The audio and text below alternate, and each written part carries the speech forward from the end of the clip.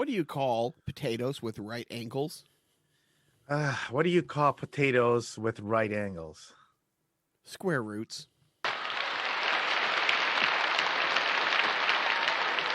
They're actually, aren't they tubers? Maybe they should have been carrots. Carrots are roots. Yeah. Why do potatoes make great detectives? Why do potatoes make great detectives? They always have their eyes peeled.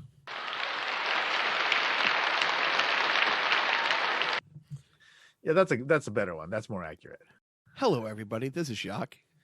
This is Biff. And those horrible jokes are brought to you by Jacques and Biff at Carnival Personnel, and those are in light of the tragedy that has fallen the Mr. Potato Head industry this week. Are you okay, Biff? Are you okay with? I know that you're a big potatoes have certain genders, and the world is not right if my Mr. Potato Head is now non-binary. I will say that I've always just struggled with why people make such a big deal about, like, there's so much negative responses to this, like, this whole idea of maybe the good old days are gone. And the good old days are gone. We're not in the 50s anymore. In many ways, that's a good thing. I mean, obviously, there's a lot of things that probably used to be better, but I think there are some progresses that we made. And I'm with it. Those things kill me. Like when people lost, and we won't go down that rabbit hole to start it, when people lost their shit for the live action Ariel being cast as black. It's like a mermaid can't be black. It's like, what? It's like, wait, what's the difference between a unicorn and Pegasus? One is a magical beast and the other isn't real. It's like, okay, all right, crazy person. Anyways, like I said, welcome to Carnival Personnel. Last week, another shout out to our friend Besh. I re-listened to that with the boys. That was really fun. It was really fun. Yeah. Speaking of sideshows, our former sideshow guest, Dr. Salowich, I've taken it upon myself to, every time I see a clip on Twitter of Bill Gates hawking his book, I'm like, hey, it's great that you're selling your book, but you can download Professor Sal. It's like, hey, Bill, why are you selling your book? Professor Salowich did a buyout to make his book, which is a recipe book to make, yada, yada, yada. And I do. It's like, because he's Bill Gates, he's been making the rounds. But you know what? I think I owe Ross a little bit of retweets, just making sure people know that you can get his book, A Beacon of Hope, for free. So Biff has, I guess, officially last week taken over the Facebook page of Carnival Personnel. You've seen a lot of traffic. You've seen a lot of big. I'm still trying to figure that stuff out, and like there's all these things about agreeing to whatever terms. I mean, it's like, and I'll be honest with you, I haven't been on Facebook quite as much lately. I'll try to get on it this weekend to try to figure it out, and whatever. I'm gonna need help at one point, because where we post, because you're just a worthless, useless. What? Oh, I'm sorry. You're talking about something else. True. You didn't see me stopping you. Look, I've got better at the editing and some other things, but there's all these other places we can propagate, through Spotify and stuff. And I've been trying to figure out how to link it up, and I'm like, I get to the one point where it's like, okay, now you got to import the Johnson Mahoozle, and I'm like, okay, well, where do you find that? But I've been trying to be more active on Twitter. I don't know why, except I'm trying to make Twitter fun for myself again, less of a toxic thing. I think all in all, I mean, I mentioned this a few weeks back, like the whole doom scrolling that I used to do is now gone, and I think I sleep a lot better. So, it's generally been more fun. I think I posted something fun today, and I think I posted on the Carnival Personnel one. We have this bird feeder that you can see right, through our little island in the kitchen. And I've tried to do it before, but today was the time that I got the perfect recording of it.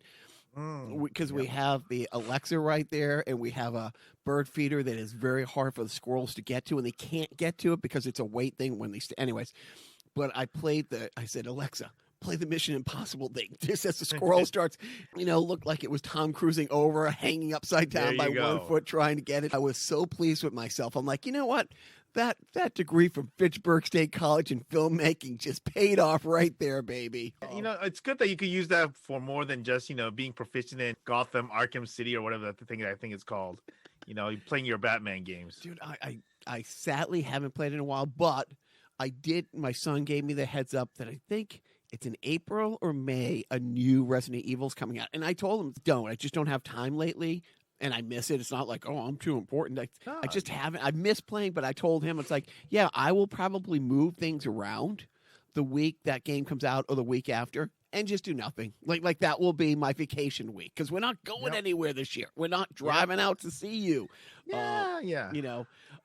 So a couple of weeks ago, we talked about supporting the artists we like, some of the live streams and I haven't done that well. Again, I was very happy to pay my $10 to watch a 12-year-old Jewish girl talk to Louis Black about growing up Jewish. Fantastic, informative. I'm glad I did it. It went to the good cause, the Kurt Vonnegut Museum in Indiana. Yep. Well, this week, the wife and I paid our $10, $15, whatever it was, to sit there and watch Patton Oswald just have a conversation. And hands down, I thought it might be a stand-up bit. I thought it might be he had a warm-up guy who told some funny jokes and some stories beforehand from another location from his apartment, and then Patton came on. And truly, it was the best thing we've got in the live stream space since the pandemic. That's cool. Yeah. If we were watching on the TV, she played it through her phone and through the Apple TV, made it play. But if we were online, you could ask questions in real time. And right out of the gate, the first question, hey, Patton, who has a better intellect, Peter Parker or Bruce Wayne? And it's him. And it's him. And it's either the person really wanted to know or just wanted to bait him to see how quickly he could go down the nerd hole. It was really funny. It was really nice. He was telling a couple funny stories about his wife, ordering, cereal online and this. And then you could hear her yelling in from the other room. And he's like, just come sit down. And she came in and she talked and they had this nice banter. It's obviously they really like each other, and then at one point his daughter was in the background. He has a little theater at his house, like he has theater seating, and you could see her, walking and poking her head between the seats, and the lighting actually made her look like the girl from The Ring. I'm trying to think which horror film I'm thinking of that management is watching. The one with the long hair is The Ring. Yeah, okay. It looked like her. And then he I'm gonna have to bring up some of this for a future episode. That Ring made me think of stuff that they do in Japan that is also kind of wacky, and there is a Ring twist to it. So I'm gonna have to bring that up. But it was fun, and then all of a sudden his cat jumps up on the back, and it was just sitting on the headrest of the thing next to him, which he didn't notice for 10 minutes. And honestly, Biff, it seemed like this. It seemed like just watching or just talking with. We logged onto a Zoom with a bunch of friends, and we weren't talking, but I was watching you talk to All Star or John, talk with Joe or something like that. It was the best money we've spent on one of these live streams. It really was. And that's good. Yeah. And the other money, because you talked about Maria Bamford and some other people, and you just want to support. These people. I think you sent it to me, or I sent it to you, but somehow on my Twitter feed, this guy came through. I want to get his name right. Andre Antunes, Antunes.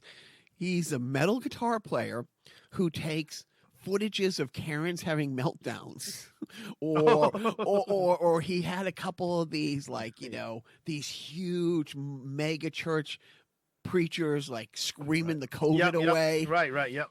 And I watched three. Copeland guy, right? Right. I watched three, and I'll post a link to what I watched 3 or 4 of these, and then I'm like, I went to the guy's website, and it was he had the Patreon and the other thing, and then there was a button. It's buy Andre a coffee, and I'm like, you know what? Yes, I've enjoyed watching this for the last half hour. Yep. This guy is great. So hell yeah, I'm gonna click on the link, and you can, and it was 1 cup, 2 cups, 5 cups type thing, and it's and I also like the fact that it had the the British pound sign. So I'm I feel I feel internationally Yeah. supportive of the arts right now. But yeah, the Patton Oswald thing was fantastic. If you log on to anything this week, you support Not any this week, artists? but I was gonna try to I think I thought it was this Sunday, but there's going to be something that I think tied to maybe Flappers Comedy Club or something like that. So I'm gonna I have to kind of look it up, but I'm gonna see if I could work that in. But yeah, just in general, so the stimulus has not helped a lot of these artists. I mean, even the small amount that people got, a lot of these artists didn't get because of the way their taxes, were filed and stuff like that. And so it really just does suck a lot for a lot of these performers. And so certainly the ones that are clearly just hustling, the ones that are hustling, I know I want to support, because if I like them, that means that their income is being squeezed. So there are some, there are some people who are doing whatever on YouTube, the stay at home sessions on YouTube, and they may not need the money, and that's fine. I'll watch their YouTube and whatever, but it's really the niche ones that and then going back to Patton Oswald, obviously we don't know who, this guy is a celebrity, but he's just another one of those people that strikes me as just a decent human being. So in that sense, those are the kind of guys, people that you want to support. And I guess his deceased wife, is it Michelle McNamara? What's that her name? I can't remember. The true right? crime writer. And she did end up doing the Golden Gate. Is that the name of the whatever? But that whole series on HBO, I think, right? So fantastic. Yeah. I mean, we could just maybe at one point we would lose a whole sideshow. Yeah, no, but it did. It felt, and I've really enjoyed it. And I'm going to say it again. Like, I know everybody's looking forward to the concerts and the studio audiences, but the wife and I, almost either every night or the following morning, or when she gets home Tuesday night, we watch the opening of Seth Meyers and Stephen Colbert, and it's just great. It's just, they're so much more intimate because it's just them, and it's fun because just the other night, Seth Meyers had on, Colin from Saturday Night Live, which is interesting because it's like, oh, well, there was crossover, but Colin is the head writer on SNL who replaced Seth Meyers, who replaced Tina Fey, and they have this camaraderie, and it was just, well, they also did the news pieces also, right? Right, so right. Well, the head writer usually does the Yep. news. And it was just, again, it's the same thing when Colbert is like talking to his wife, who's just, the whole studio audience, is just off screen. And even, and oh God, I can't, what's the guy's name? Has the politics stuff? I'll be honest with you.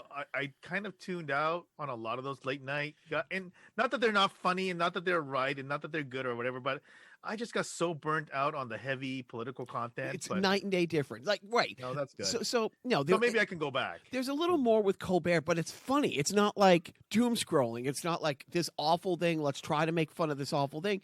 It's more, lighthearted and fun. And there's other things. And again, where Seth Meyers had on, Colin from SNL, who's in the new Tom and Jerry movie. And I'll be honest, I had no desire to watch the Tom and Jerry movie, even though the kids seem interested in it. But seeing Colin and seeing the clip and how that interview went, and the same thing, he just married Scarlett Johansson, which that comes up a lot on Saturday Night Live. They tease him about it, which is great. But he had some funny stories about that. But just like you've cut way back on doom scrolling, there's fun stuff, and we'll talk about it a little later. But the awful stuff and the strife that Texas has had, like when he talks about that, it's not the same person that's dominating. It's other people are finally getting their chance to be awful in public and talking about it. So, but I like the relaxed format, and I really did. That was a fun thing about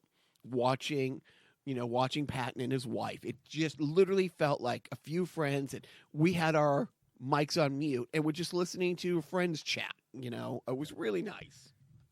Yeah, and good on you for supporting the those performers. So so 2021, I set out some more goals this year, as far as, look, I need to be more productive. I was pretty productive during quarantine, but I've had some fun, and it's helped me also like reconnect where you and I are now doing this. It's changed dynamic, but I still talk to Joe.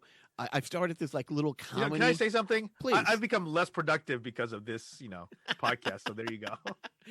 Well, on one hand, I've been a little less productive because, oh my God, how Joe edited this for 250 episodes. I've done like 4, and it's mind-numbingly tedious to make us. Yeah, but it's a skill, right? And then and you see the whole package now, right? So now Now I know why he ran and never takes my. No, it's fun, but it's fun. So I'm working on more projects. Speaking of awful, a friend of mine reached out a few weeks ago and said, "Hey, I want to create a new Schoolhouse Rock." Actually, a former guest on the podcast, who's my friend Jenna, who's a ghostwriter, and we were talking it back and forth, and I'm really enjoying developing, and not in a nasty way. Like basically, the whole premise is everybody thinks they know the law and the Constitution. It's like, oh, that's not constitutional. It's like, are you sure? It's like, well, that's my right. It's just funny how so many people on both sides, all 3 sides, 8 sides, really don't know what the fuck they're talking about. Well, in their defense, there's a lot about the Constitution that is, I think, pretty complex, right? That's why you have these specialists. Like, I still don't truly understand the individual gun rights aspect of of the Second Amendment. I've read on it, and I kind of don't really have a firm grasp on it, because I keep going back to I still don't understand why, if it's right to bear arms to maintain a standing militia, why can't I have a grenade launcher? No, that right? and you can see in some states you can have grenade launchers actually. No, Well, and so doing the research, what's been really interesting is I'm learning a shitload, but it's one of those things where you realize what a living, breathing entity the Constitution is. That's why they have amendments, And so we're having to go through and come up with, okay, what 10 episodes can we have? What episodes can we have to make both sides work? It's like, how do you get, both sides, all 3 sides, all 8 sides again, to work? What can you make fun about it? Like, so I think we're starting to break down episode by episode. I think the first one would be prohibition, because that's something I think what's interesting. Was that 18 and 21? Is that what it is? Something like that? 18 and 21? 1919 to 1932. I think it lasted. No. I'm talking about, it's like the 18th Amendment and the 21st Amendment, something like that. Which I don't, like it's the 19th and the 21st, something like that. I want to go through. I don't know. It's like, here's an amendment that here's the, like you say, like, in this number repealed it, instead of just taking. So when people are like, oh, it's in the Constitution, actually it's not. Like, the Second Amendment is an amendment, and with other things. And then you find out doing the research, okay, this word meant this at this time, and this is how that word is changed, which, I'm going to segue. I did not put this on the list, but I want to throw that out now that I'm thinking about that. But how words have changed the meaning of them over the years, and how I think it was Joe Rogan has a great routine about if you brought the forefathers back, it's like, wait. We wrote this with a fucking feather, and you're still hanging on every word, And then, it's funny because in the treatment, that's going out to the outlets that we're pitching it to, the opening line is, the slave-owning forefathers who wrote "All men are created equal" did pen a lasting document to democracy. But in that little thing, it's like, yeah, these people are being lauded as like, oh, what great, and they were great thinkers. These documents have stood the test of time. They are held up around the world. But let's pump the brakes on that. Hey, every word. Talking about changing words, and I did not put this on the list. Nicolas Cage has I think it's a 6 or 8 episode show on Netflix right now called The History of Swears. Have you seen it? I have not. Best thing, Nicolas Cage. Because I'm watching Japanese YouTube and reruns of Match Game on Buzzer. Well, so that's been my... No, I definitely want, because you have put that in the rundown that you're watching. First of all, big shout out to Joe with the Match Games and the Betty White thing. But I did, get to that in a sec. But literally, Nicolas Cage has this show where they're looking at the history of the word fuck, history of the word shit, history of the word, like the whole episode. And they have these PhDs from around the world talking about, okay, this is a history. This is where it came from. This, dude, it's fantastic. And, and it had like a poll. It's like, okay, who has said the word fuck the most in movies over the last 40 years? And you actually will be surprised who it is. I mean, obviously the obvious choice is Samuel L. Jackson, but it's probably not him, right? Everyone said Samuel L. Jackson. Everybody, like they have, it's a little bit like being somebody like Jack Nicholson or something. I don't know. You're not going to get it. So I'm not even going to tell you. You got to watch it. And then the other thing that's great, they're 20-minute episodes. They're not like these long hour things. So the wife and I not like this podcast that drags on and on for like an hour. Oh, an hour. Like whatever it is that we edited it down to. But we no, it's really fun. Now let's get back to Betty White being on reruns of Match Game. Not just Match Game, but in other shows, I can't remember. Her husband at the time was Alan something. And he was also another game show host, and he also would often appear on these shows. But it's just one of those things where Match Game is a fun game, and the old school Match Game, there's something about it that you just can't replicate anymore. Part of it being that it is kind of how things worked at the time that you really can't do anymore. So that's part of it. But just all in all, it's just a lot of fun.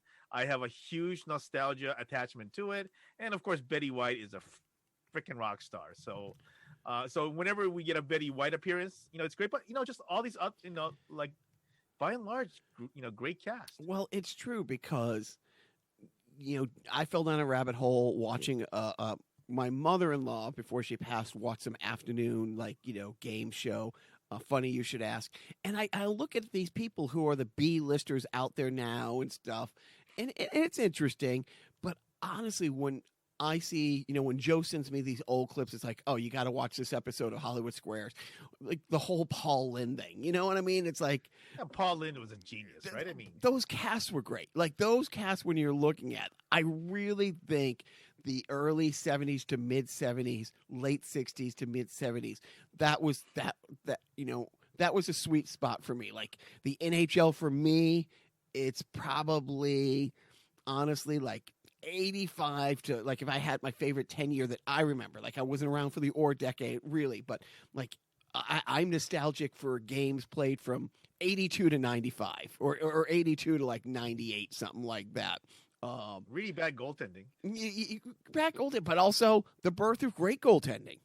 Like the from Patrick Waugh and no, I'm not going to do it. But staying on the game shows, like those people were huge then doing those game shows. Well, yeah, and I think it's kind of a different, and a lot of the things have changed because one of the things that really have changed is that I think starting in maybe the later part of the 90s, being on TV wasn't such a stigma, right? Like there was a huge separation between the TV performers and the movie performers, right? And then once you went from TV, you do the TV to get into the movies, and once you went into the movies, you don't go back to the TV, right? That was kind of like the rule, right? Like Tom Selleck did the Magnum PI, then he became a movie star, and he never went back to TV, right? That kind of stuff happened. So Blue Bloods. Hello, Blue Bloods. Well, no. I mean, right, but now that reverse TV is mortgages, cool again, reverse mortgages, right. But I think that was the way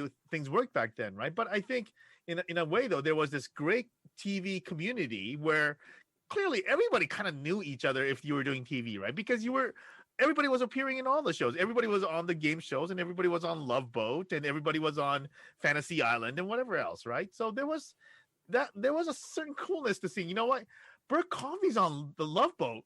Why is Bert Convey on the Love Boat? But no, that's how it works. And the Fantasy Island thing, and seriously, again, like taking a step back when you see Colin Jost, with Seth, and then Colin Jost gets a text from Andy Samberg in real time while he's doing it, and they're like, and it's like these are friends, and you get that feeling that most of those people really were having fun working with with this. Speaking of friends, I want to give, I don't know if shout out's the right word. Our good friend, JT was on Yep. MSNBC the other day, and it's great when we see his TV clips when he's on Nightline or when he's on MSNBC or when he's on like the different news channels. It's great to see your buddy, but it's awful because he's never on there saying, "Hey, let me give you the 3-day forecast. The weather is really great." Right. And the LA Kings just signed this and everything's going to be good. No, he unfortunately is repping a family for another one of these shot for being black guys. Yep. Well, and and it's actually it's a police case, right? So it's it's I mean, and neither one of us are the right people to really talk about the subject, except to say as as observers of this, I mean, this is something that I'm glad there's a lot of attention to it, and for all the people who are detractors of the various movements, I say, you know what, sorry, your little comfortable existence is being threatened, but you know what, these people are dying. I mean, so it's good on John for pushing this, even though he is profiting from it, but still, good on him. Honestly, here's the thing about him, and I'm not giving away any trade secrets. He worked for a firm that was the biggest firm. End of story. Period. The end. And he got to a certain point, and this is going back 17, 18 years.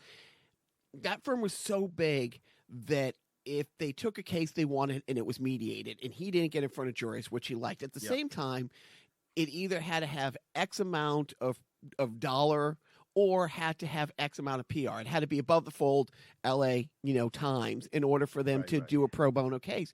And he's like, yeah, you know what? I got a decade left. It's turned out to be almost 2 decades left of good lawyering, and he wants to take cases that he wouldn't have been able to take before. Yeah. He likes to help the little guy, and in this case, and what's good on him. I mean, right? And in this case specifically, of course, the footage comes out from day one. Black guy on the sidewalk, tackled by 2 cops. And when you're tackled by 2 people your same size or bigger, your hand might be down by your side. And, of course, the cop's like, oh, he's going for my gun.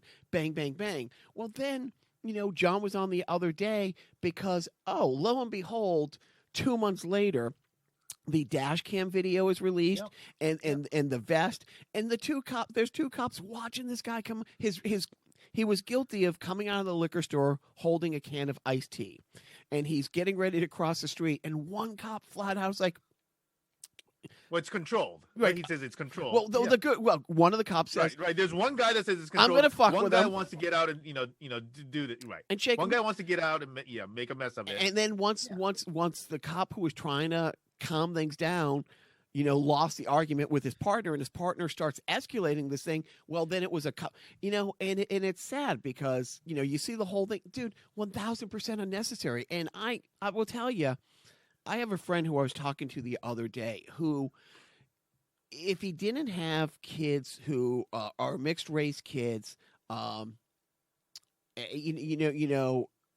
he would have been, I think 5 years ago, might have been a Blue Lives Matter guy, but over the last few years, and he still leans the other way politically, but now that he has kids, of his wife's, of Asian descent, without, giving anything away, he's like, we had this conversation that, hey, this is before the John thing came up, and he was like, I talk to my kids a lot differently than I thought I was going to talk to my kids about cops. Because they're taught in school, if something goes wrong, run to a policeman. It's like, I'm having these conversations with my 6-year-old, like, a lot of cops are good, but you know what, and it was just interesting that, we live in the world where there is dash cam footage, there is the vest thing, and it's easier for the truth. But watching John talk on that, and it was a 3-person panel. It was Ari Melbourne, it was John, and it was a representative from Black Lives Matter.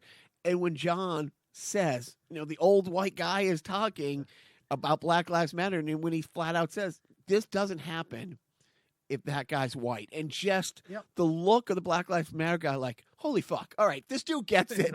Everybody, look at this dude over here. Yeah. You know? Yeah, I mean, that's the part that the thing that I can't come to terms with is that how people, seeing all these awful footage still manage to say, well, he shouldn't have done this or she shouldn't have done. It's like, oh my God. It's like, just look at the very, basic core of what happened. This person, did this minor thing and died for it before he was even, he or she was even tried. I mean, I don't understand how people don't think this is wrong and that we have to fix this. Like, this needs fixing. I don't understand why people are so vehemently defending the police to a point where they don't think that there's so much stuff that needs fixing. Well, truly, and again, Asian guy and a white guy, who will never have to deal with this. My kids are not going to have to deal with it. Your son might, because depending if a cop just with the awfulness that Asians last few years. I'm the same way. I used to have that pickup truck, and then there was a dent in it, and so I'll tell you, I used to, when I came back from hockey, it's late Friday night, and I would routinely get tailed by the police. What if you were driving your wife's car? No, well, no. I mean, because she has a sports car, and Yeah, well, I don't drive her car. No, but I'm just saying, if they saw you driving that at 2:00 coming back from hockey, you're going to get followed through your driveway. What I'm saying is that I was driving the truck, right? And then the police would come up, and I knew that they were checking me out. They would do that thing where they come and tail me to see if I speed up. And then, but what I would do is I would roll down the window, and then eventually they would come next to me, and I just, obviously I have no proof of this, but I believe that they see, oh, hey, there's an Asian guy. There's nothing to see here, so they move on, right? No, I feel like I was maybe racially profiled because of my vehicle, and then when they checked it out, I said, "Oh yeah, we're not going to bother with this guy," and they moved on. But it's the more this footage that comes out, because the false equivalency and the Blue Lives Matter. First of all, no one ever said that their lives didn't matter, but it was nice to see John, and he was just so well spoken, and to see the Black Lives Matter rep who's like, fucking, we need more of this guy. It's it is a misdirection, right? It's a misdirection where you draw the attention to something else completely different, and you know what? And so this is the thing with, it's the same thing that happened with Colin Kaepernick. It was never an insult on our veterans, but somehow the conversation shifted from, Black people are dying and we need to deal with this, to, oh my God, there's so much disrespect for the veterans. It's like, it's that misdirection. It's just horrible. And, it's going to keep happening. But I think incrementally incrementally getting better. And like you said, reform has to happen. And I think it is happening. Yeah. Look, there's, these protests, these marches, this footage and stuff like that. Yeah, and now we're finding out, and I'm driving down a rabbit hole, but with January 6th and the investigations moving on, and we're finding out, well, how many people are in these, I think it's something like 25% of the people arrested in correlation to January 6th, insurgency are former military, current military, former, law enforcement, current law enforcement, like 25%. And there's those oath keepers in the 3%. And I just was reading this week that the military is finally saying openly, it's like, yeah, we got a white supremacist problem. We gotta figure some of this shit out. There was a government report that came. There was a what do you call a security report, right? Like one of the security services report that came out where that kind of came out. So absolutely. So, but I mean, I'm just gonna let those people hopefully do the right thing, because that, those people are kind of beyond, just our regular reach, right? So I think that they have to understand that this is not good for, the military. It's not good for really, hopefully people understand that it's not good for anyone, despite what some of the detractors believe, right? So on a positive COVID note, if there is such a thing, a positive COVID note, just before this I podcast, don't have COVID. That's one. That's one.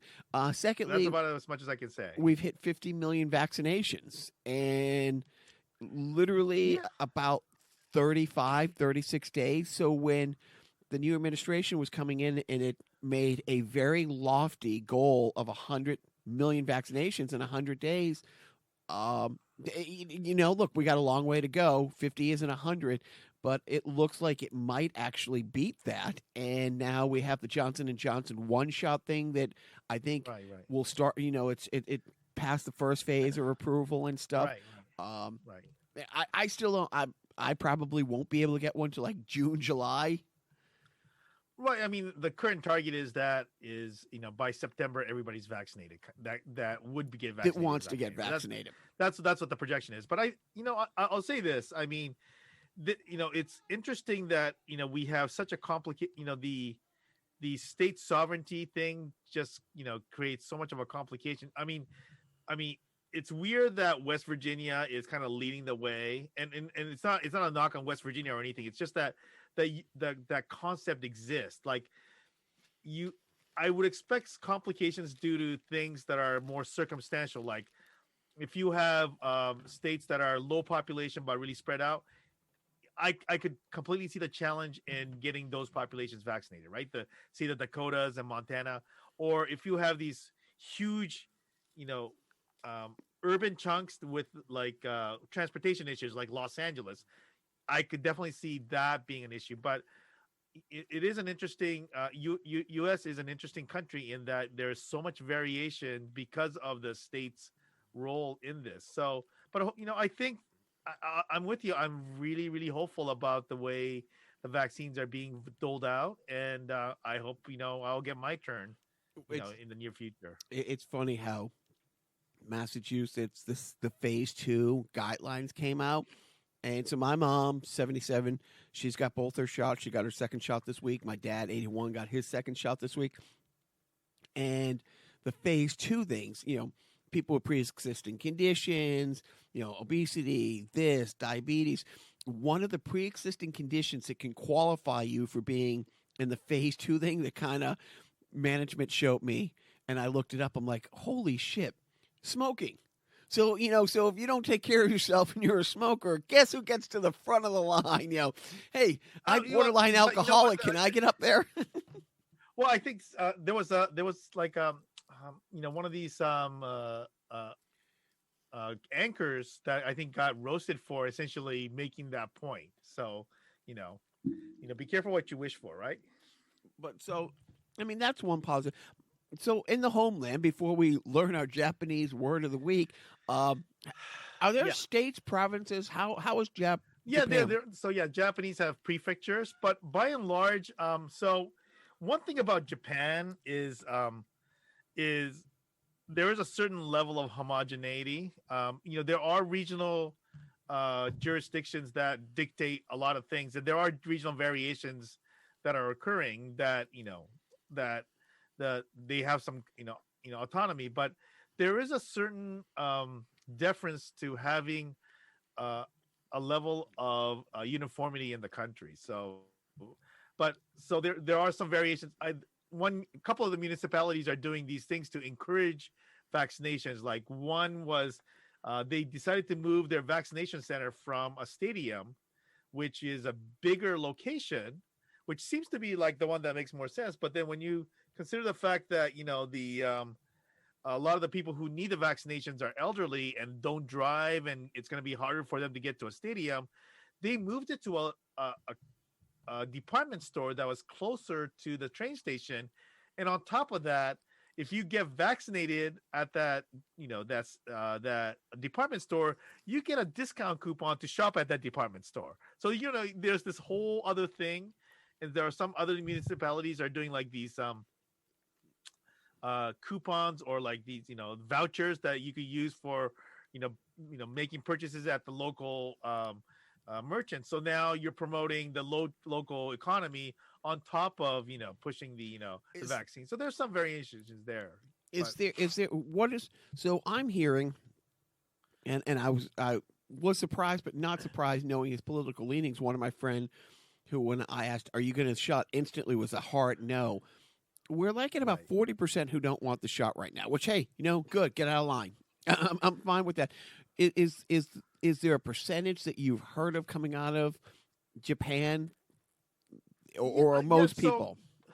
right, I think there. So this is a kind of an exception because Japan is a relatively highly vaccinated country, but I think this is the first time where I've seen some concerns regarding, it's really about, you know, can something that was developed so quickly be safe? So I have seen a measure of, hesitancy for these vaccines, but it's a very different conversation than the ones that's occurring in this country, right? There are no, I am not going to have take a vaccine because there's the fundamentally anti-vaxxer camp, and then there is the I don't want to be implanted with a 5G chip camp. Those kinds of camps really don't exist there. It's really a more measured concern of, hey, this was done so quickly. That I'm kind of worried that the research isn't there. Going back several months before the last election, I felt that way myself, especially because the CDC had lost so much credibility. The FDA had lost so much credibility. And I thought the same thing. It's like it took so long to get polio vaccination, took so long to get this. My take now is a two-pronged thing. By the time I get it, there's going to already be 100 million Americans who've gotten it, and probably several 100 million people around the world. And if by that point, by the time I get it in June, July, if we don't have a bunch of four-armed, three-eyed, Well, listen, testicles falling off, side effects. Here's what I'll say. I think people just have a really, really crappy understanding of how these percentages work.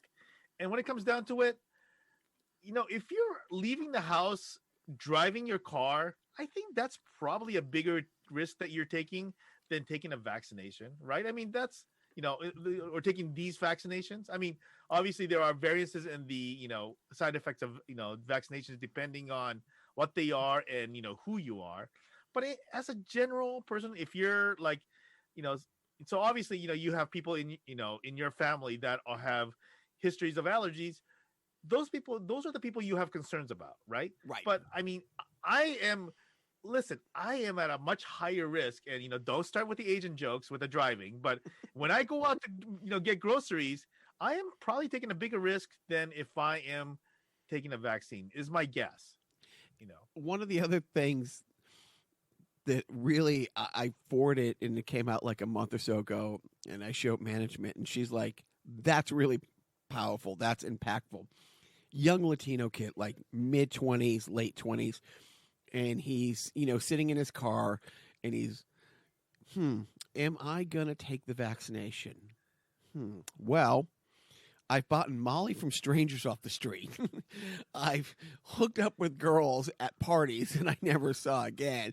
And he just, just the regular life thing. So of all the Right. things I've done that didn't have much of an upside, that had a lot of long-term possible downside, will I take this vaccination and he goes, yeah, I'm gonna fucking take it. And I'm like, wow, this is first line. Well, I bought Molly from strangers. And I'm thinking, okay, so unless you are the boy in the plastic bubble and you are completely I don't want to, no, not OCD, but like a germaphobe and all Right. these things, and it's like, good, dude, I get it, but at this point, again, we've hit 50 million vaccinations, and Right. I've then not on heard the of Johnson any. Johnson ones, right? Yeah.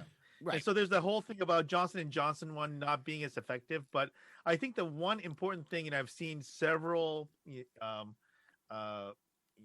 articles and posts and whatever about it. I think the really, really important thing is that with all of these vaccines, as far as I understand it, so with the Johnson and Johnson, you may contract the virus, but with all of them, what they actually do help you is to prevent you from getting the worst conditions that will land you in the hospital, that will require you to be on a ventilator. So even if you do catch the virus, because obviously no vaccine is 100%, it will has a really, really high rate in the 90s of keeping you from getting the worst symptoms and the outcomes that will essentially have long-lasting effects. So in that sense, I'm at a point where if I get the Johnson & Johnson's, you know what? If that's what I get, that's what I get. And you know what? I don't have to go get a second booster shot. So it's a bonus. My whole thing too, like whatever I can get, great. My one hesitation for the Johnson & Johnson thing is it's somehow tied to Woody Johnson and associate with the Jets. So, if something's going to get fucked up, it's going to have something to do with the Jet. No, I'm just stupid. Biff, do you have a Japanese word for us that sounds I am dirty? not going to teach any Japanese. Come on. And, we had this conversation this week, but I'm going to go back to your stupid obsession with the word bukkake. I want to say it's an obsession. Yeah, it's an obsession. If my history. Let's set it up. Why don't you go ahead and tell the joke? Biff, what is it that you always say? Biff, what's a Japanese? Well, I usually don't target you. Scotty Black's usually my favorite guy, but I'm like, Scotty, what's a Japanese word for bukkake? Yeah. So now, bukkake is a kind of a conventional word in Japanese. Like, you know what? It basically means to kind of like pour over. And when you go to certain restaurants, they will have dishes that is described as a bukkake because you're pouring stuff over, like say a plate of, fried rice or something like that, right? So it is a kind of a normal word in Japanese. So this is your stupid joke, and I obviously I said this, so it's a repeat for some of you.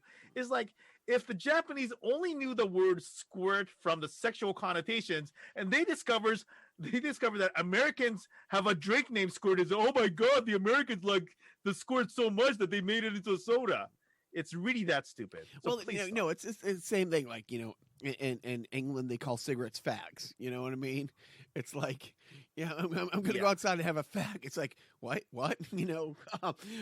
So I don't. It's a drag on a fag or something like that, right? I don't. Which kind of like a really poetically sounding term. But anyway. So when I went online to see what you had added to the rundown. Usually when you have the Japanese like crime wave stuff, there's a link. There's a link, but none the two things that you posted didn't have working videos, or they did, but I just didn't know what the play button was.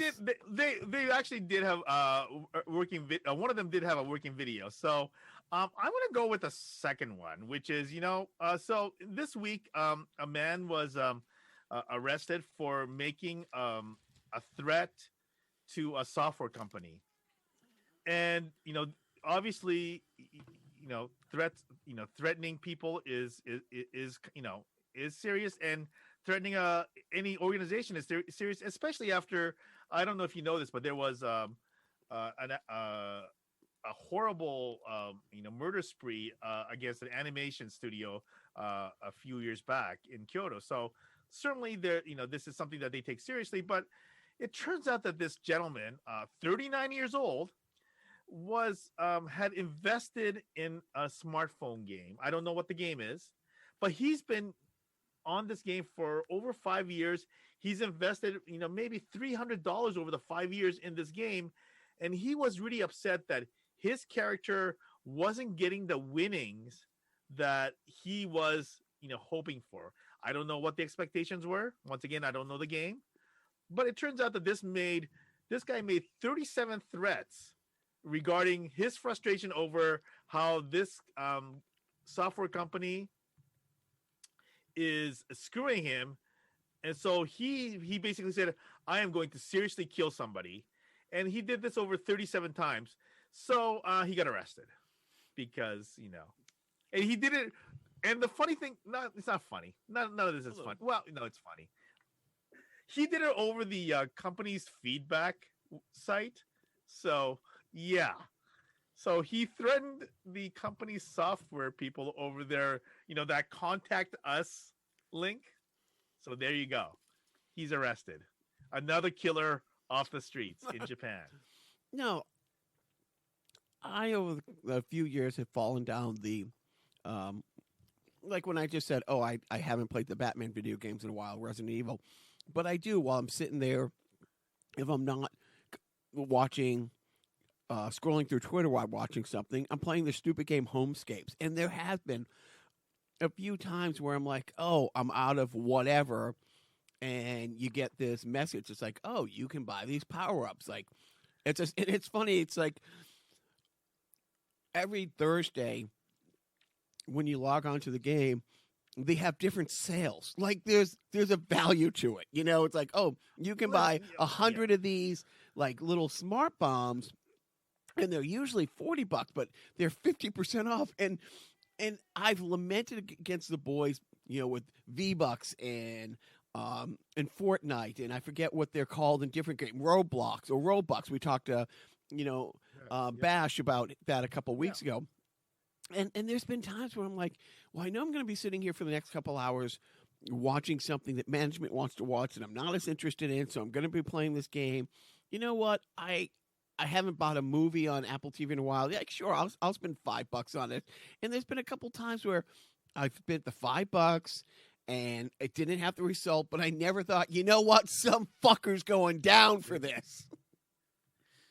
I mean, and I'm an asshole, and I have anger issues, as you know. Well, yeah. So on the one hand, I don't want to say there's nothing wrong with spending money on, like, it's this. This is a form of entertainment for you, right? You spend a certain, just like gambling, right? Don't go bananas on it, right? You've bet on a few games, and if you have a budget and whatever, But if you're doing, like, I think that your approach is exactly the right one. Hey. I haven't spent money on movies. I have like an entertainment budget, and I'm going to redirect my movie money to the game money. Nothing wrong with that, but just getting, I think just overall getting angry at a game kind of a thing is like, and I've been there, right? I'm not saying that you're wrong for feeling it because I felt it, but hopefully you'll get to a stage where you kind of get that, it's a game. And you know what? You could play it again. I'm not going to threaten somebody's life over it. I don't want to talk too much of the awful, because I put a couple awful things on the rundown. But let's glance over this. So it's Monday when this podcast drops. Supposedly, and I read it for a little bit, but I didn't want to go down the rabbit hole. The QAnon folks think there's going to be a real swearing in on the 5th. Is it the 4th or the 5th? The March 4th. On the 4th. And it dates back to something right after the Civil War or and I'm like, oh my God. Like, it's one of those things where the doomsday prophets, it's, the world's going to end on this day. The Mayan calendar says this. It's going to die for Wednesday, sure. And then you knock on their door on Tuesday. It's like, oh, no, we meant the Monday, the 11th, and 7 years from now, so the goalpost keeps moving. I'm not too worried about the second swearing in on the 4th. Are you? The worry is not so much that what they predict is going to happen, as much as is there going to be some kind of just a general disruption, right? That's the worry, right? I mean, it's really not about there's a certain so once again, going back to our earlier conversation about the Constitution, there are some provisions in place that give this country a sense of order and a sense of predictability. I don't know what the word I'm trying to use is, but we kind of expect things to work in a certain way, and we don't expect these kinds of wacky surprises that suddenly changes the regime, right? So my worry is not so much with that. My worry is this. It's the same thing as January 6th, right? You had, we had a group of people who believed something, and they did something that was really, really scary, and that's the part that's the concern. No, and it's a legit concern. So Texas last week was a shit show, and the sad thing about Texas being a shit show, I don't know if you had anybody affected. I think I talked about absolutely, it. Yeah, you're right, because what you do, one of my best friends, John, is in Austin, and luckily he was able to get to a hotel for a few days.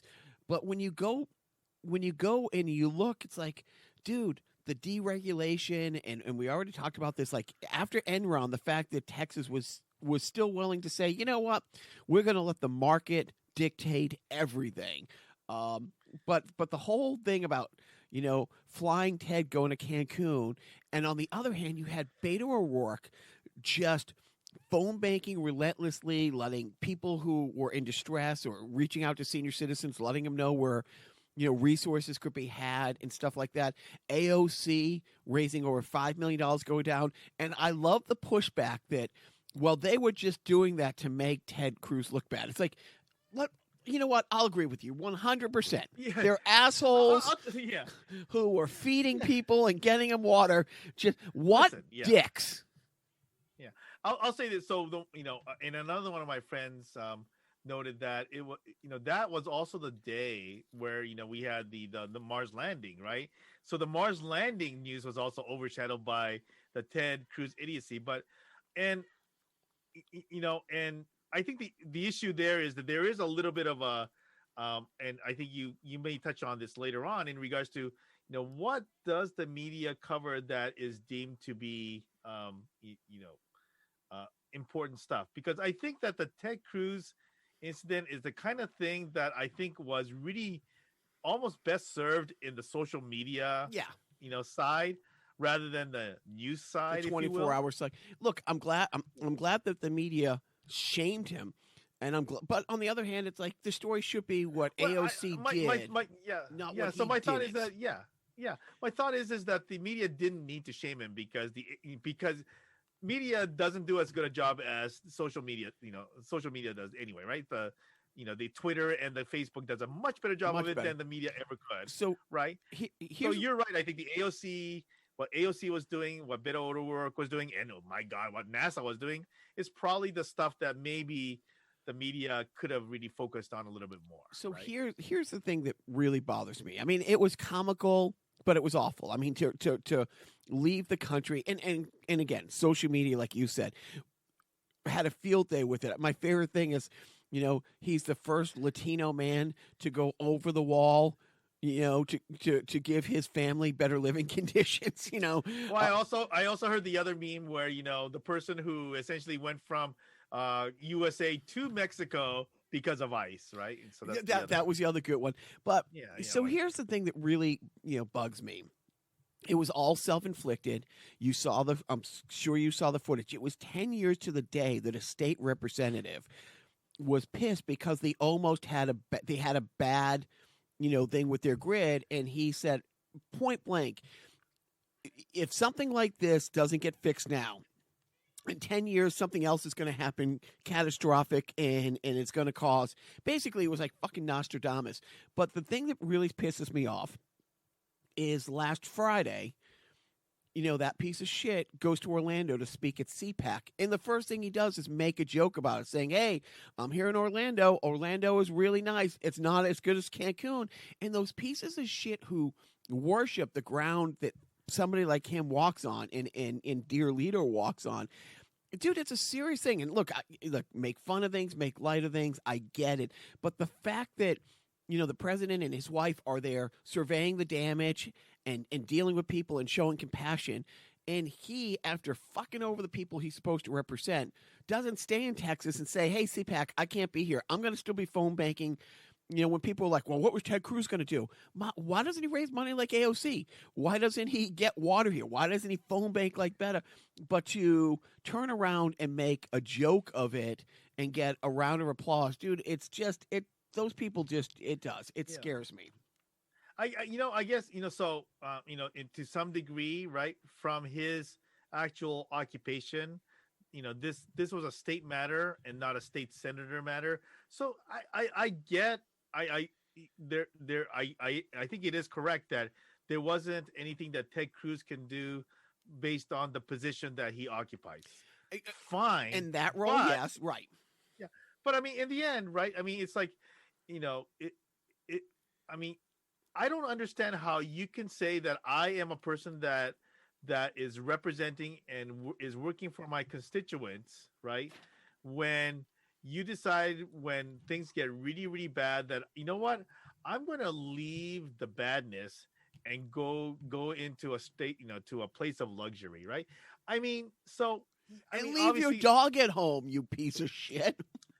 So obviously this point has been probably beaten. The horse is we're gonna have to have Matt deal with a horse at this point. So yeah. So fine, but I mean, in the end, the optics are bad, and really, but when it comes down to it, this is not a national issue, right? This is a Texas issue, It's and the people 100% of a Texas Texas issue. are going to have to decide, right? The people are going to have Texas are going to have to decide that, oh my goodness, we had these days without power, we had these days with streets that weren't plowed, we had these days with all this, and then our state senator bailed on us. They have to make the decision in terms of, is this really the guy that we want? Well, the tough thing is it's so gerrymandered that. So my buddy John I says get it. Texas is. He said he's lived in Texas. When I moved to L.A., John moved to Austin, and he will tell you Texas has changed in the 25 years he's been there, and it's not 50-50, 49-51.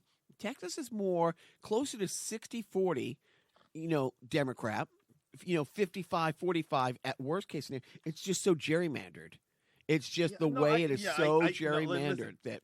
Listen, it's I get it, but once again, though, right? This is going to be a Texas issue, right? Because this is not an issue where the rest of the country can come in and say, we're going to do this in Texas, right? This is not. I mean, that's my point, right? In the end, this really is a Texas issue, and it's really sad because there are people lost, people died over this. So here's the question that I like your feedback on. Some piece of shit like Ted Cruz, for instance, voted down support for federal relief for New York and New Jersey when Sandy hit, a natural disaster that was devastating. He voted relief down. Now, because Texas is the only state in the lower 48 that isn't on the federal grid, this storm, which was awful, was just as bad in Oklahoma and just as bad as, it literally was just as bad as the surrounding states. Those states are on the federal grid. There was checks and safety balances, where Texas is 100% dictated by the market. This is a natural disaster. I am not saying play games with relief. You saw all the memes. It's like, hey, did you hear how President Biden didn't send aid to Texas because they didn't vote for him? Of course not. You know what I mean? You didn't have that big. Yeah. But that's the thing. It's like, at one point, when do you say to Texas? It's like, okay, well, if you want this aid, weatherproof your things. No, yeah, you know what? Listen. Ultimately, this is the system that we have in this country, right? We're not. I don't think that we're dealing with state sovereignty. So you look at Rick Perry's response, and a lot of people essentially trashed him for it, but ultimately, I think that there is a sense of independence that Texas has, and and obviously neither one of us are constitutional scholars, but I think that the state sovereignty kind of allows for a certain level of that, right? So, and that's why I'm saying that this is a Texas issue, and the gerrymandering may keep this from being fixed, and then it might be an issue where the rest of the country has to essentially contribute their tax dollars to bail out Texas, or whatever the case may be, right? The big thing is, for me, and I've had this conversation with a friend of mine who's a conservative. He is also one of these people who say it's bullshit. There is no free market that dictates things, because as soon as the too big to fail, we got to bail out the airlines, we got to bail out the auto industry, we got to bail out Texas, even though Texas chose not to be on the grid and not to weather, and they had all these check marks. It's like, if you want to be independent, fine, be independent. It's like one of those things. When you're a son who's now a young man, it's like, I don't know if you went through this. I'm guessing I'm going to go through this in a couple of years. I'm going to be told by my son, like, they want their own independence, and I'm going to get my own job. Can I borrow your car to get to my job? You know what I mean? It's like, if you want your fierce independence, Texas, well, then don't become. And I'm not help Texas. I'm not saying withhold Texas. I'm just saying, if places like it's the same thing with the COVID thing. The states that didn't want to do masks order, you go to the back of the line for your COVID stuff. Send the COVID. You know what? Bottom line is that you're coming from a a position of, kind of like, ethics and morality. And, when it comes down to it, that's not what happens, right? I mean, we're really we are really living in a world of, laws and rules, right? So that's really what's happening. So in the end, even though, a lot of these things that are happening leaves a, maybe a bad taste in your mouth or whatever the case may be, we have to deal with it based on, what the laws are and what the rules are and, what should be happening. But ultimately, when I say this is a Texas problem, it at some point, you have to believe that there's going to be a breaking point where if what's happening is that, there are all these people who are getting screwed, right? And then, but there's a small subpopulation that are in the clear because of the privilege that they have, or whatever the case may be.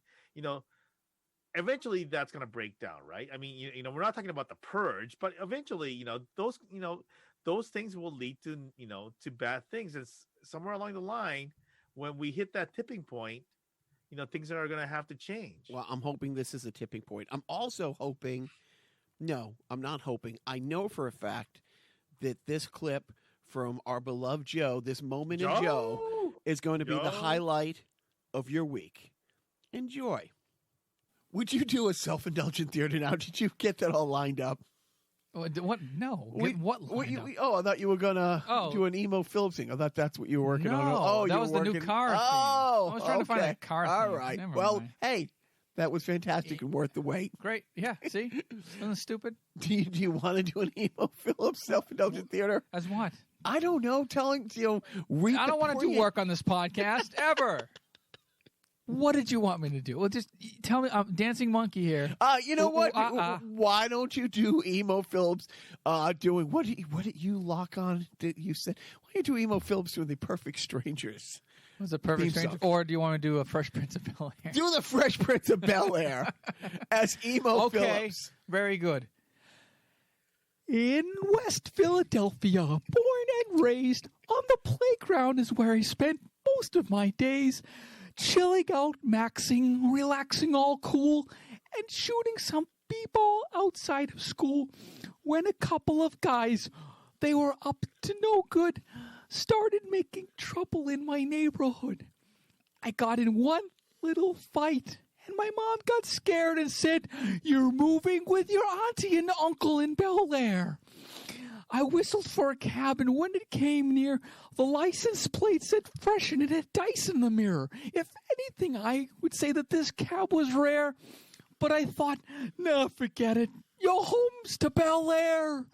I pulled up to the house around 7 or 8, and I yelled to the cabbie, "Yo home, smell you later." Looked in my kingdom, I was finally there to sit on my throne as the Prince of Bel-Air. Now, was that so hard? To make me this happy, was it not worth the prompting? Just, put, George Washington in a washing machine and take go. My glasses off, and then I'm going to put it back on. Tiger Woods, Biff, that happened. How far away from you was that? That was about 10 miles away? It's actually it's closer to John. Closer to John? It's in the high rent district. I don't live in the high rent district.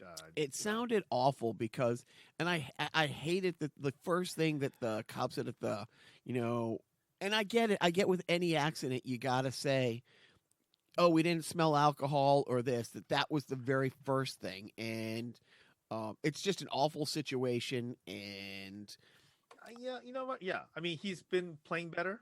I wish him the best. I understand that there is, a long road of recovery ahead, but that dude is a determined dude. He has overcome a lot of obstacles over the last 20 years, and he's not the the monster that he was at the height of his powers. But man, I mean, and I'm not a golf guy. Was it 2019 that he won the Masters? Right, but I mean, I just think that this is a guy that still is a major player, and the world of golf is better when Tiger is great. I think 100% agreed. So, that Also, I'm looking at the rundown, and I saw those Willie O'Ree skates. Dude, those are awesome. I gotta say, so the Willie O'Ree. So once again, I am such an Willie O'Ree fanboy, and we've talked about this. If next year on February 2nd, 2022, that's 2/2/22. Oh hey, Willie O'Ree wore number 22, and second day of Black History Month. If the NHL doesn't retire that number 22 across the league, I mean, come on. This is such, it's on a freaking platter for the NHL. They need to freaking do it. So that's part one. Is there a move? Is that a movement or is that a Biff movement? I'm sure that there are people who are smarter and better connected and or who are better organized than me are already thinking this. So well, let's start putting it out there, because that is sometimes people don't see what's right fucking in front of them. Yeah, but once again, these are Bauer commissioned skates. A lot of the players are wearing it. They're going to auction it off, and I kind of want to connect it to a couple of things. Number one is that I don't know if it's for all of the skates, but for many of the skates, the proceeds are going to go to this organization called the Black Girl Hockey Club, which is an organization that gives basically like a grant, to Black girls who want to play hockey. So, and it's just obviously, you and I know hockey is an expensive sport, and in order for you to become an elite hockey player, it's super expensive because of the travel and everything else. So this is a organization that gives a scholarship to these Black girls. I've given to them a few times, and I will definitely give them to again before the end of this month. But I do also want to, and I didn't put this in the rundown, but I do want to also bring out one key hockey player. Her name is Saruya Tinker. She went to. She's a player for the Metropolitan Riveters, which is one of the NWHL, the Women's Professional Hockey League teams. She went to some scrub school named Yale, some school that starts with the letter Y. I think it might be the same school that Tommy went to, but the safety school. Some safety school, but apparently they have decent hockey. But there was sidebar for that. There was a Russian, there was a girl of Russian descent who was playing for the women's team at Yale the same time All-Star Tommy was, who was known as the franchise. No, that's actually Tommy's wife had given Maria Dennis the nickname the franchise. So anyway, right. Anyway, so Black hockey girl from yeah. So she's Canadian, but so there. I mean, I'm going to, it's going to be a freaking. I'll talk forever, so I'll try to keep it quick. But so she actually has been one of the people who is supporting this organization and helping with the awarding of the scholarships. And she, like many Black girls, when she was developing, struggled with not just the hockey aspect and not just with the money aspect, but obviously with the fact that she is a Black girl playing hockey. So I posted this on Twitter, but I urge everybody to read her piece on the Players Tribune, and to read her trials and tribulations in regards to how she had to, the stuff that she faced as a developing hockey player in Oshawa, Canada. But so two things: Black Girl Hockey Club, please, if you have a chance, check them out on Twitter, check them out on social media, check them out on their websites, and look at what they're doing. Also, she was square in the middle of the whole controversy over NWHL being associated with a certain New England-based social media organization. It started in New England. It moved to New York a decade ago. Don't blame us for that. I think, but it did start here. You get the credit, and but I don't want to trash them outright because they're doing a lot of positive things for the restaurant industry and so on. So it's not it's not this black and white thing, but I think that it was correct for the NWHL to try to distance themselves from this organization because they have a history of these misogynistic, No, posts, it's activities, a whatever. right decision. Right. But Saruya Tinker was the one player that spoke out against this organization being on the team that actually had an association with this organization. So, freaking, she is a freaking hero. No, that's speaking truth to power. I Yeah. mean, I mean, honestly, we'd be in a much better place if more people who are in positions to make changes truly have the guts to speak out. And we won't go down that, yeah. but no, that is Right, I mean, inspirational. given the NHL being the NHL, right? So yeah, absolutely. So that we don't run too long. Yeah. The outdoor game, I'm a fan of it. You're a fan of it. I will say, I know there was some issues with the ice, but the backdrop at Lake Tahoe, dude, just fucking stunning. It was great, and this was that was a byproduct of NBC wanting it in a certain time slot. I think NHL, if they could have dictated the terms, they probably would have done it later in the day when the sun wasn't going to be an issue. But it was what it was. So I'm still for having them. I just think that they kind of went too much a few years ago. I think reining it back in is good, but I still love the two Tahoe games. So yeah, I'm with you on that. This is not going to be a Patriot moment, but did you see Cam Newton getting heckled? Now, I've talked about Cam Newton on the show a lot. I did. He handled it great. He just handled it great. And I'll be with I want to jump on you on this because you've always been a critic of Cam Newton, and I've always loved the guy, and I've always defended the guy because I just thought that he was so fantastic. And the guy is he was like a linebacker playing quarterback. You look at him play, but you're exactly right on this point in terms of the whole way in which he handled his this now viral video of this kid heckling him, calling him, oh, you're gonna be poor. And it's like, dude, I'm rich. Well, not just that, but I think that the fact that he redirected it to something more than right. It being just him and the kid, right? It's not about him and the kid. It's about, listen, this is a teaching moment, but I've always been really unhappy about the manner in which Cam Newton was treated both on and off the field. I mean, off the field, I think people paid too much attention to like the stuff like the way he dressed and you know what?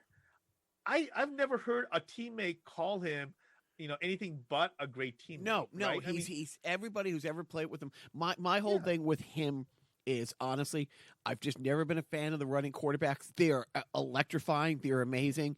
But and like you said, it's a little different with him because he's a linebacker who's a running quarterback. But it's like, dude, you're one hit away. You're just one hit away, and why take?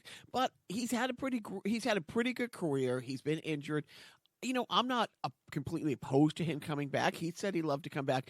But in that moment, it was just interesting. And it's like, dude, you're a fucking high school kid. Like, even if he doesn't get picked up as a free agent, even if he's a backup somewhere, a backup Cam Newton's going to get a couple $1 million a year. Can't just shut the fuck up. But I mean, listen. Bottom line is that if you are a backup or a starter in the NHL, you have NFL. You have one of the the 60 most prized jobs in this country, dude. A backup right? quarterback is the 60. greatest job on the planet. I mean, you get great money and you don't have to get hit, and I'm sorry. Let's just look at, people are, I know this country is really bad with numbers and odds, but we're talking about this guy occupies one of 60 positions in a population of 300 million. Wait. No, stop. You're supposed to be better with numbers. One of 64. There's 32 teams. Oh, 32 teams.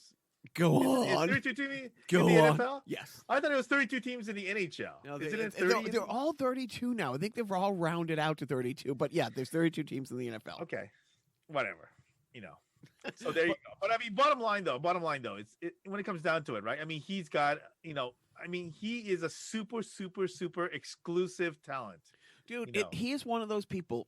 And look, it's so true of so many athletes. One, if he's healthy, it's a completely different animal. He can't play his football half-ass. He can't be hurt. You know what I mean? For him to play well, because you know, there are that you look at the older quarterbacks like the Brady's, like the Breezes, like the other people who are arms. You know what I mean? As long as their arm is there, they're fine. But you know, if you're not making a run, and the other thing with him, you need if you're a standard quarterback, you can rotate, you can come in. But for him to be effective, the offense has to be geared towards his skill set, not the skill set of most quarterbacks. But before we go too long, I wanted you to talk a little bit about the Ranger dude who Artemi Panarin. Yeah. Thank you.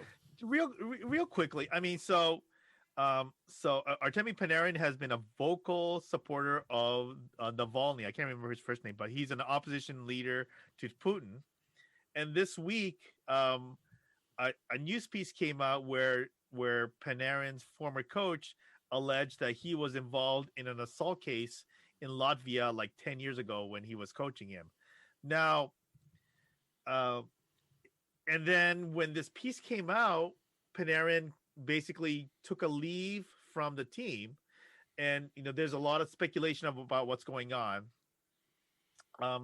There was a great a piece from ESPN podcast where Emily Kaplan brought in I can't remember her first name, but her name, I think her last name is Kurchin. There is a former Washington Capitals beat reporter who is now like a Moscow political reporter. So she knows the hockey side and she knows the political side now.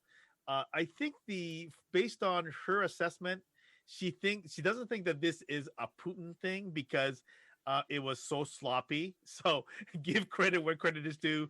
Putin knows what he's doing, and when he does something, he's going to be clean about it. So there was a whole list of things that she indicated, like if this was a Putin thing, then they would have already had the witness lined up, ready to speak with the media, and you know everybody all lined up. So they think that this might have been a ploy by the former coach to make him endear himself to the glorious leader. But ultimately, I think there's two things. Number one is that things in Russia is really scary to a point where obviously people don't have free speech, right? I mean, it's a different animal there.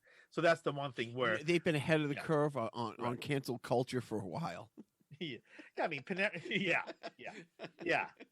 But so Panarin probably has to worry about his family and whatever else. So, but ultimately, you know what?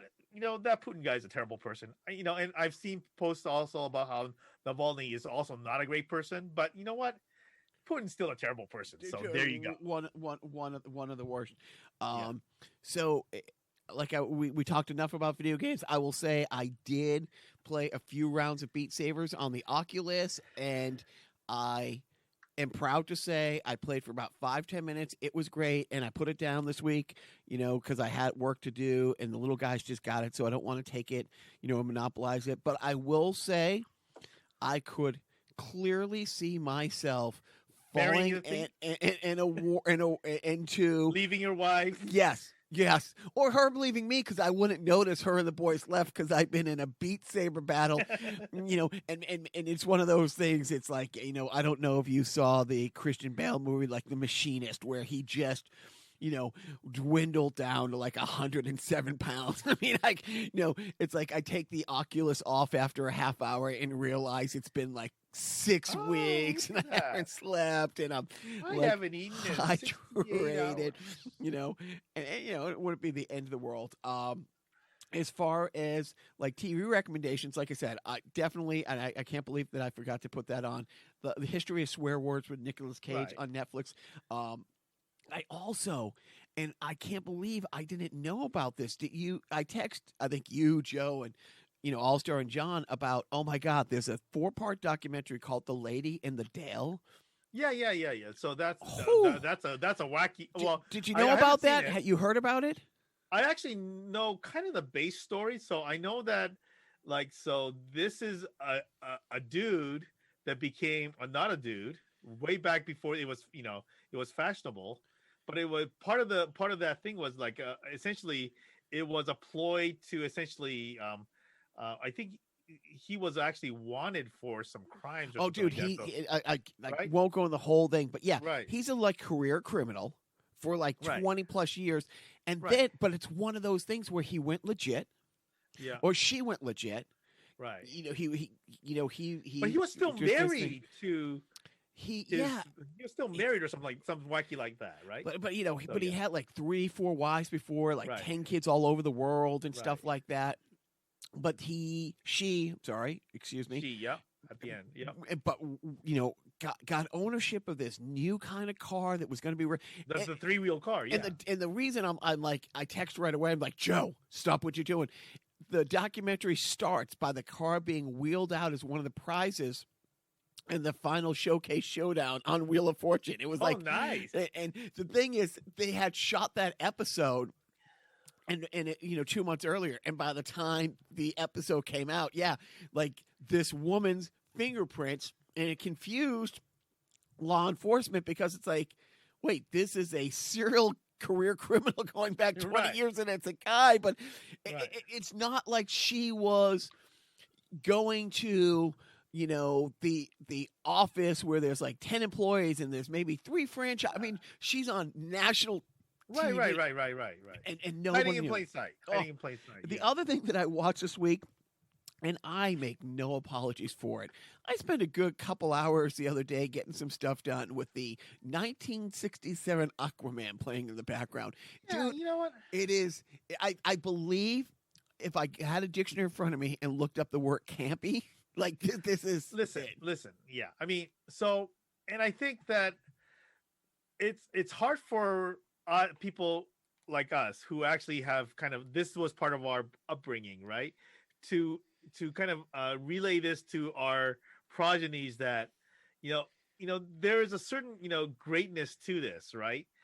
You know, we kind of get it, and it's kind of part of our DNA in a certain way. Obviously, I'm not, I'm not a comic nerd like you are. I'm not a, Marvel nerd, DC nerd, but I 100% get why you enjoy the Aquaman, because you know what, as 9-year-old watching it as a rerun, I thought they were fantastic. If I watch it now, I get why, my son will say this is garbage. Oh yeah, right. Like if my Right? kid comes, my kid Right. came in. He's It's like, like, what the hell is that? It's like, dude, what do you mean? What the hell is it? It's Aquaman. It's like, no, it's not Aquaman. It's this 6'4" Samoan, beautiful, like hair. yeah, it's not, yeah, but still, I mean, so I'm with you. I 100% support you watching that retro stuff, because who the heck am I to judge you for watching, Aquaman 67 when I got done telling you I'm watching Match Game on Buzzer with Betty White. Well, see that, look, if you said you were watching, the awfulness with Betty White, it's like, okay, you win as long as you're watching Betty White. What is the Biff parenting tip of this week? Oh my God. You know what? I think it's great when kids drive, because they can get stuff for you. So, you know what? Did I say this last week too? You did, but hey, it was a good one. Say it again. I'm just gonna say, you know what? I continue to say that kids driving is a great thing, because they could bring you back the food, that you want, and they'll be happy to eat out on any given night. So if I'm too lazy to cook, and if the kid's willing to go out and get the food for me, hey, go take out and let the kid get it for you. That is not bad. That's what you have to look forward to, Jacques. No, dude, I'm so looking forward to it. Like, I'm looking forward to being able to be in the living room and say to my oldest one, "Can you walk down that one flight of steps and get my glasses on my counter?" Yeah. I do have one more. Which Okay. is that, you know what? It's great that my kid cares a lot about the social issues, where I did get like a 20-minute lecture on James Baldwin, who had a great debate with Bill Buckley in the 60s in regards to, the various race items. So, you know what? It's great. And I've said this many times, for all those people that rag on the younger generations because for some reason you believe that this generation is full of kids that swallow Tide Pods and stuff like that, you're an idiot, because these kids do so much more than I feel like I've ever done, or people in my generation have done. at their ages. So yeah, you know what? There was no Malala Yousafzai and Greta Thunberg or David Harg or Right? No. Yeah. Emma Gonzalez. Are there a couple All these asshole people. and idiots out there eating Tide Pods? Of course there are, but Yeah. we are in much better hands than, I will say our generation. I was part of it. Gave the world grunge. So which made the world a much better place. No, my parenting grunge tip. is garbage. My parenting tip once again is really, really pick your battles. Like honestly, and I'm sorry, this is not my parenting tip. This is management's parenting tip, who has been hounding me to be a better dad and a better person and de-escalate in the house because I really am working on it. My oldest kid does not have the ability. He's remote learning. So he's in his room all the time, and he'll come out, he'll get his breakfast, and he'll go back and eat it. He doesn't have the ability to say, okay, I want a snack, so I'm going to take the plate I just brought in here that's now empty and bring it out to the kitchen and get another snack and put that on it and bring it in, or put that dirty dish in the sink and get another clean plate. And when I go in his room at the end of the day and there's 5 dishes in there, just let it go. Because, she pointed out to me, it's like, okay, I've heard the stories. I've seen the photos. You've always been OCD and a neat freak, but your best friends in the world through college that you're still close with today, were they gross slobs? And like, oh yeah, it's like, do they all have nice houses and beautiful wives and good careers? It's like, yeah, is this really worth having the knockdown drag out with your son every day? It's either he's going to get it or he's not. Just freaking ask him to, if you ask him to, hey, can you take it down and put it in the dishwasher? Is he going to be an a-hole about it? No, it's not even downstairs. Like, it's the same floor. But he doesn't. And I tease him about it, but I backed off of, you know what? No, this Don't isn't be the an line a-hole of the about sand. it. Right. Just ask him. I said, hey, or I see that you got 5 plates. Can you put it down and, put it in the dishwasher? Or like she said, just take it. Just, you're in the room, instead of hounding him, just pick it up and put it. He'll get it sooner or later. But at the end of the day, no, is this but you know really... what? I will do this as a parenting tip. You know what? Don't yell at him and don't be angry about it. Just ask him, hey, buddy, you think you could take your 5 plates and take it downstairs and put it in the dishwasher? And ask him nicely. Yeah, that hasn't worked. So I have the decision so now does it's he on. say Now no? it's. I'll do it. I'll do it later. I'll do it. I'll get it done. And then it's me, because you know what a passive aggressive dick I am. He'll show up in the kitchen without it, and I'll be like, oh wait, what was that I asked? No, but literally, my parenting tip is pick your battles. Is it like that's true? That's definitely true. Because my battle is. We had the bi-weekly meeting with his teachers this morning. They're like, oh, he's doing great. He's doing this. But he just leaves. It seems like he has to go to the bathroom every class for like 5 minutes. And so is my battle. It's like, dude, just stay there. Just stay there. Like, I'd rather that be the battle. Yeah, I feel for you, the though. plates. I'm not going to lie. I feel for, and I feel for all the parents who are dealing with, younger children who are doing this remote learning, because I'm not in your shoes, but I completely get that it's tough, right? It's tough. In the words of our friend Guy, never argue or fight with a man until you've walked a mile in his shoes. That way, you're a mile away and you have his shoes. So. I actually do have a parenting tip that is actually really worthwhile that I got years ago that I still use to this day, which is that if you want something more than your child wants it, then it's going to be a losing battle every time. That is brilliant. And that's why I didn't put him in hockey and all the, like, I'm not that dad to live my dreams through him, but no, that is great. That is not my advice. That was an advice that was given to me. And that is an advice that I feel like I should probably propagate to every parent. I like that. So next week, we have a sideshow again with our friend Matt. It's going to be a great show. 3rd generation, funeral home, director, and it's funnier than it sounds, Death is funny. It can be. All the jokes that come from death.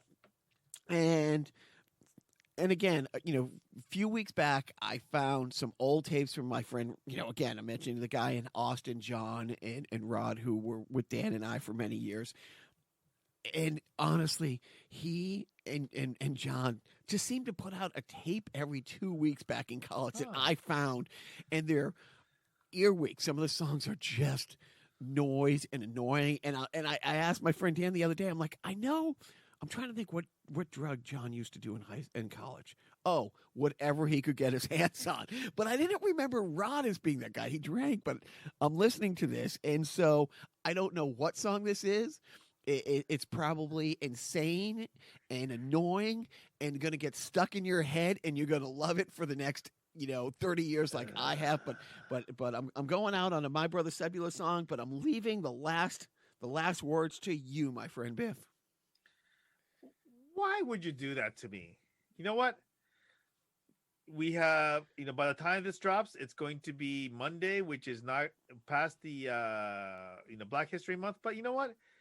Give to your neighborhood, Black business or a Black charity, Black Lives Matter, or, my favorite Black charity, Black Girl Hockey Club.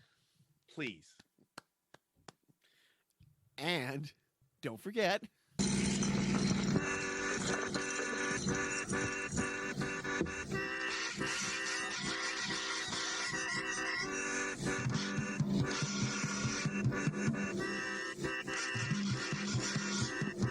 tell me, baby, do you cry alone when you forget to leave a light on at home? Can you beat the odds, baby? Win or lose while you dance to the beat of the shipyard fools? Oh, yeah.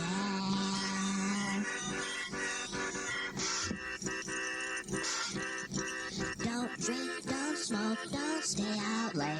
Forget about your love, baby, learn to hate. It's alright.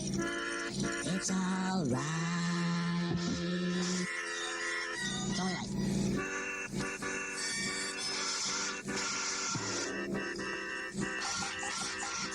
Tell me, baby, if you're not half-baked, where the hell did you hide the rake? Is it in the shed, baby, or in the attic? Tell me right now, or there'll be some static. Don't drink, don't smoke, don't stay up late. Forget about your love, baby, learn to hate.